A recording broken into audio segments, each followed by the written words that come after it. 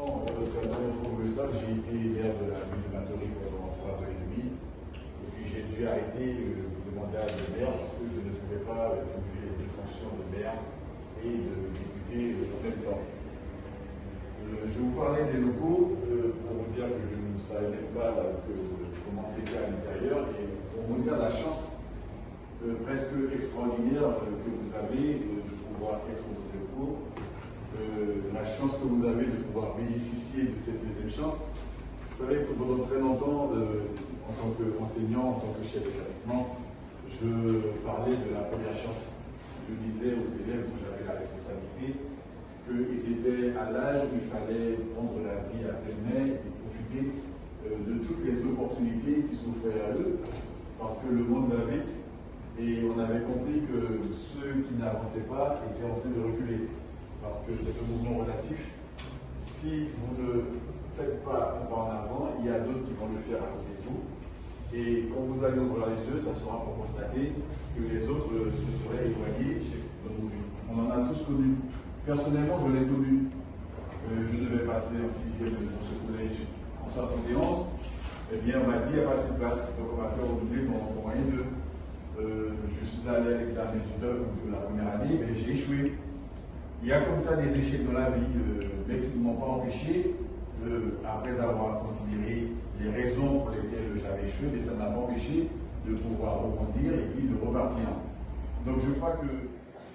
Qu'est-ce que je peux faire en place? Que ce soit des activités extrascolaires ou scolaires. Parce que je trouve que les jeunes, vous voyez, il y a beaucoup de jeunes qui volent, des trucs comme ça. Mais je trouve que c'est parce qu'ils n'ont rien à faire. Oui, alors c'est vrai. Mais je connais des jeunes qui travaillent, et je connais des moins jeunes, des adultes aussi, qui travaillent et qui volent. Je pense que ça n'a rien à faire.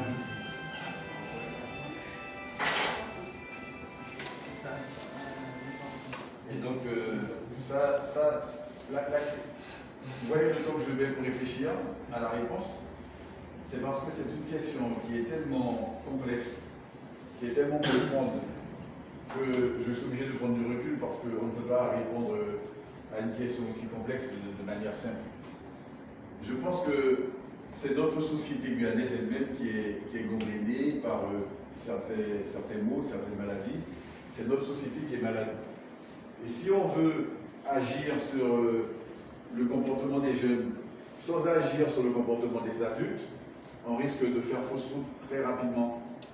Un jeune, ce n'est pas quelque chose qui tombe comme ça du ciel avant d'être assis là, mais tu es passé par des phases antérieures, tu as été élevé par ta mère, ton père, tu as eu des interactions avec tes camarades de classe, il y a eu la rue qui t'a donné une éducation, la télé, le smartphone qui vous apprend plein de choses intéressantes, et aussi des fois plein de choses désagréables. Vous êtes dans une interaction permanente avec d'autres univers qui sont interconnectés les uns aux autres. Et c'est ça qui fait qu'à un moment donné, on se retrouve avec une attitude qui peut être soit conforme aux attentes du groupe, soit qui peut déranger le groupe. Et donc je me dis que il faut qu'on soit capable d'agir sur tous ces paramètres simultanément.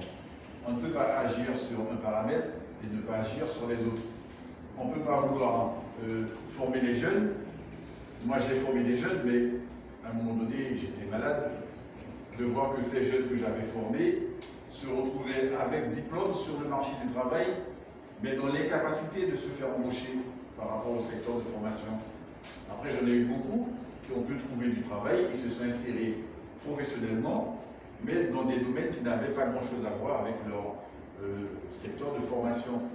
Et ça aussi, c'est quelque chose qui me dérange et qui signifie qu'à un moment donné, il va bien falloir qu'on mette en cohérence les filières de formation qui sont proposées à la jeunesse de Guyane avec les débouchés dans les différents secteurs professionnels.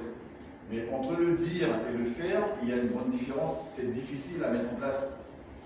Il y a tellement de choses à faire en Guyane, on pourrait se dire qu'on donne aux jeunes les fondamentaux, on leur donne les bases, qu'ils soient autonomes, qu'ils soient capables de lire, écrire, compter, qu'ils soient capables de faire de la comptabilité pour que demain, ils se lancent dans l'entrepreneuriat et qu'ils montent eux-mêmes leur propre structure. Ça aussi, c'est quelque chose que l'on peut imaginer, ça se fait déjà d'ailleurs. Mais ça ne se fait pas à une échelle suffisamment grande pour qu'il y ait un maximum de jeunes qui soient capables d'en profiter. Et là, tout de suite, pour répondre à la question, eh bien, on va arriver sur l'aspect purement politicien de la question. C'est la politique, quelle politique on veut pour ce territoire? Comment on imagine, comment on rêve la Guyane dans quelques années? Comment on peut rêver la Guyane avec ses atouts? Les atouts de la Guyane, c'est quoi? C'est sa forêt, sa biodiversité. Mais souvent, je dis les atouts de la Guyane, c'est des choses que les Guyanais, que les jeunes de Guyane n'aiment pas. Je pense à la pluie. Il y en a combien parmi vous qui aiment la pluie? Ça fait une belle moyenne quand même. Parce qu'habituellement, quand je pose la question, il n'y avait pas 10% qui me disent aimer la pluie. Bon, je ne sais pas pour quelle raison vous aimez la pluie. Mais moi, je vais vous dire, et ça sera à vous de porter ce message-là auprès de vos camarades à l'extérieur. Le monde va se livrer prochainement, certainement, je ne le souhaite pas, mais ça risque d'arriver, une guerre, troisième guerre mondiale, ça sera pour l'accès à l'eau douce. Il se trouve que, en la matière, la Guyane, c'est un des territoires les mieux placés au monde. Pourquoi est-ce qu'on ne pourrait pas, dès aujourd'hui, commencer à imaginer comment la Guyane pourrait se positionner sur le marché mondial d'accès à l'eau douce? Ça, c'est un secteur qui peut être porteur d'emplois et de milliers d'emplois pour vous et pour les autres. Mais là-dessus, il n'y a rien en ce moment qui se trame, on n'y réfléchit même pas. La vase que vous avez là, le long des côtes, il y a le docteur Arthur Henry qui avait écrit un livre dans les années 1900 et qui parlait des vertus thérapeutiques de cette boue, de cette vase. Il expliquait qu'elle a les mêmes vertus que celles qu'on utilise dans les centres de thalassothérapie, de balnéothérapie à travers le monde. Ça veut dire que du point de vue touristique, on aurait pu exploiter cette vase, mettre des hôtels à côté, faire venir des touristes à travers le monde entier, pour que les gens viennent prendre des bains de boue, c'est bon pour la peau, c'est bon pour tout. Mais ça aussi, on l'a mis de côté, on ne s'en préoccupe pas. Je cite ces deux exemples, c'est simplement pour vous dire que vous les jeunes, vous qui aurez demain à exercer des responsabilités, vous allez devoir, en quelque part, je ne dis pas couper le cordon ombilical avec la manière de penser des anciens, des anciens, je me mets dedans, moi je me considère comme ancien par rapport à vous. Vu mon âge, je suis déjà sur la pente descendante en direction de mon tombeau, alors que vous êtes encore dans la pente ascensionnelle. Mais je pense que vous allez devoir couper ce cordon ombilical de pensée pour penser la Guyane différemment. Il faut penser la terre de Guyane différemment. On rêve qu'on puisse hisser la Guyane au rang de carrefour mondial d'excellence. Parce qu'il y a de l'excellence en Guyane. La base spatiale, c'est de l'excellence. Tous les organismes de recherche sur la biodiversité qui travaillent en Guyane font de l'excellence. La culture, les cultures qui s'entrecroisent en Guyane, c'est de l'excellence. Et puis on pourrait vous considérer, vous individuellement pris, chacun d'entre vous. Je suis persuadé qu'il y a un domaine en particulier dans lequel vous excellez. Et le problème de notre système, tel qu'il fonctionne, tel qu'il est conçu, c'est qu'on ne vous demande pas d'exceller encore davantage dans votre domaine d'excellence. On vous met assis près d'une table à l'école, et puis on vous dit histoire géo, après anglais, après mathématiques, après musique, etc.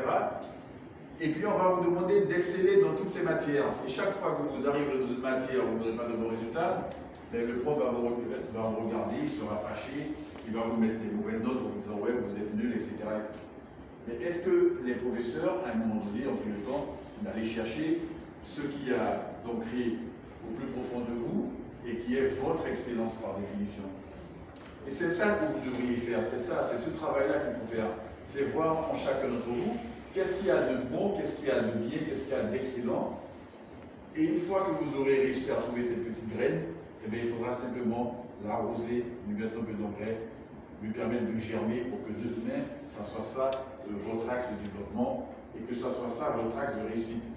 Mais ça, il faut vous le dire, qu'en chacun d'entre vous, il y a cette petite graine.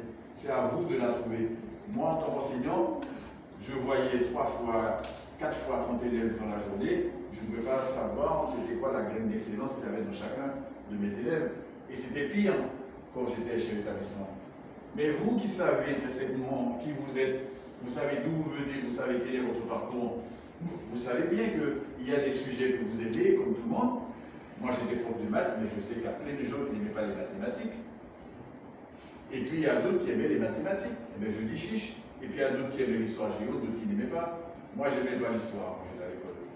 J'aimais pas, je sais pas pourquoi, cette matière avec laquelle on était en total des amours et en désaccord. Mais les profs d'histoire, ils étaient fâchés contre moi. Peut-être qu'il y a un qui a dû dire, M. Serville est perdu pour l'humanité, parce que justement, je n'arrivais pas à aimer sa matière. Mais aujourd'hui, je considère que je ne suis pas perdu pour l'humanité, loin s'en faut. Je suis très épanoui, j'aime beaucoup ce que je fais, et ça, il faut le comprendre.